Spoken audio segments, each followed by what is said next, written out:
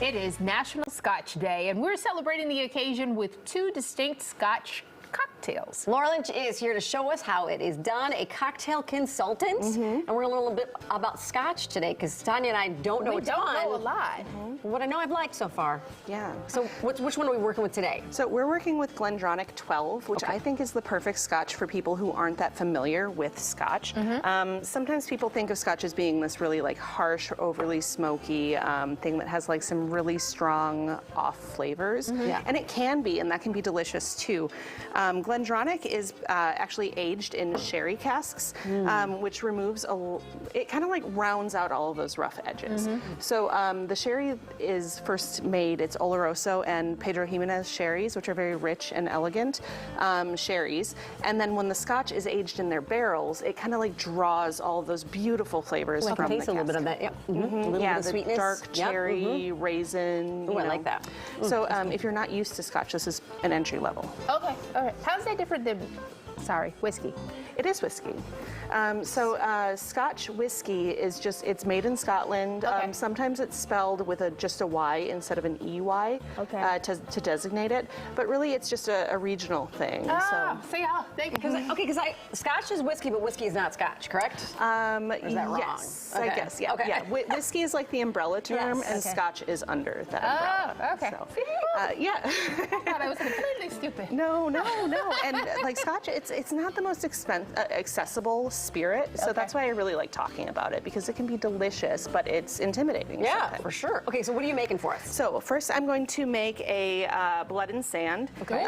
So this cocktail is actually named after a bullfighting movie that was made in 1922. Cool. The cocktail definitely outlived the movie as far as popularity goes. Okay. So normally this cocktail is made with orange juice, sweet vermouth, cherry liqueur, but it can also be made with like maraschino liqueur or kirsch, which is a brandy that's made with cherries, and then Scotch. The easiest way to do it is equal parts, because you don't need even like a fancy measuring tool. Throw it away, girl. You could even just use like a shot glass from college, as long as you do equal parts of all everything. of these. When I make it, I change it a little bit. I do half of an ounce of the orange juice first. And I pour that in there. And then I do 3/4 ounces of the sweet vermouth and the cherry liqueur. Bring down the sweetness a little bit? A little bit, yeah. And then I do 1.5 ounces of the Scotch, because that's what I'm here for. Okay. We are here for it all day long. Yes. Celebrate. Yes. Absolutely. But, I was saying before, it's still, a 10 a.m. appropriate cocktail, because it has orange juice in it. Hey, it's 5 o'clock somewhere. Yeah, it's like a mimosa. Yes.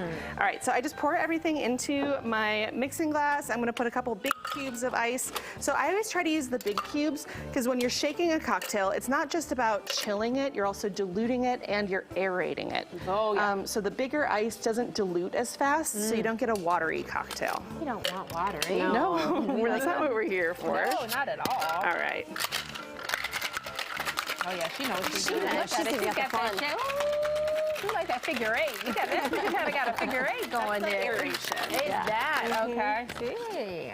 All right, and then you'll see it in this cocktail, because it has a really nice foam on top. Yes, I do like that. All right. And I see you got a lot of fruit over there in that basket. So I'm assuming that the next one is going to involve some of that fruit. Well, here. No, not at all, actually. I just like having fruit. Okay.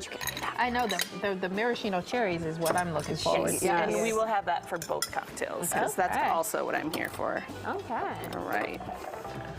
I like the glassware too. Thank you. Pretty. It's crystal. Oh, you do so see pretty. the aeration there. Look at all that foam. Yeah, I'm always like disappointed if I go to a bar and my cocktail just isn't aerated, too. Yep. Because it really like connects a lot of flavors together. Yeah. Like it kind of like bridges the gap. So we're gonna try these, and we've only got about a minute left. So we have the recipe on the website too, so we have to go through it quick. Okay. So I'm just gonna make a really quick Rob Roy. You start with a little bit of bitters in your mixing glass.